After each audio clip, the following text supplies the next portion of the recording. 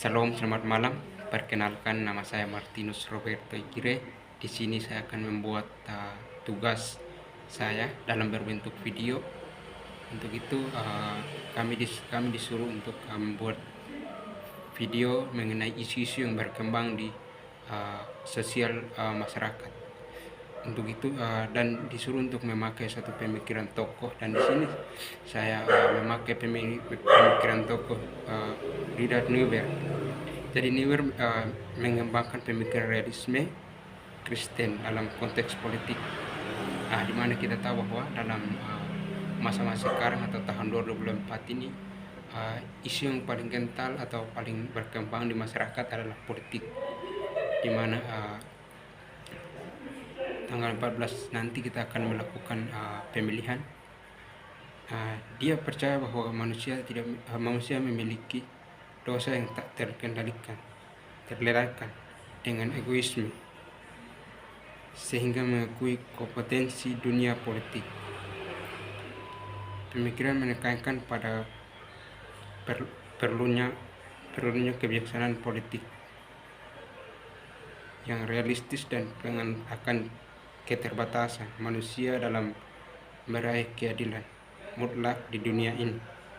Jadi dia menekankan di sini bagaimana kita berpolitik dengan bijaksana, bagaimana kita berpolitik dengan baik, bagaimana kita berpolitik dengan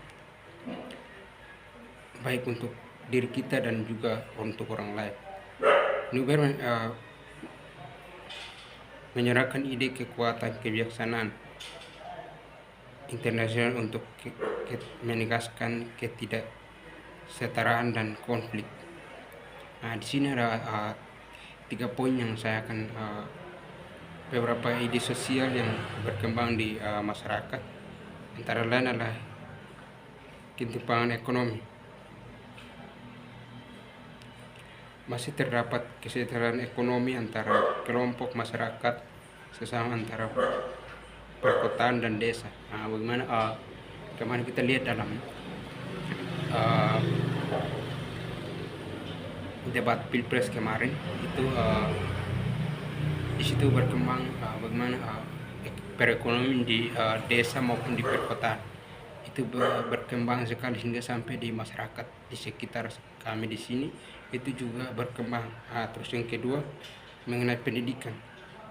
Pendidikan juga perlu dikembangkan, karena kemarin dalam capres kemarin itu masalah pendidikan juga sangat minim di Indonesia, dan itu juga sangat berkembang sekali sampai di masyarakat dan mereka membicarakan terkait pendidikan ini. Bagaimana pendidikan ke depannya ketika kita memilih untuk ke depannya, bagaimana pendidikan untuk anak-anak masa sekarang atau untuk anak muda masa kini, dan bagaimana perkembangan mereka ke depannya. Jadi itu adalah salah satu yang berkembang di masyarakat atau di sekitar kami. Terus kemudian korupsi. Masih ada upaya yang dilakukan untuk mengatasi korupsi di berbagai lapisan masyarakat dan sektor pertanian.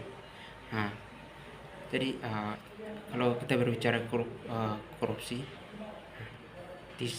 di sekarang apalagi masuk dalam tahun politik begini, banyak sekali orang-orang yang melakukan korupsi, dan terutama di wilayah kami atau di sekitar kami itu banyak sekali orang-orang yang melakukan korupsi.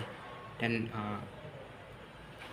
pemikiran Niebuhr ini, bagaimana kita melakukan itu dengan bijaksana.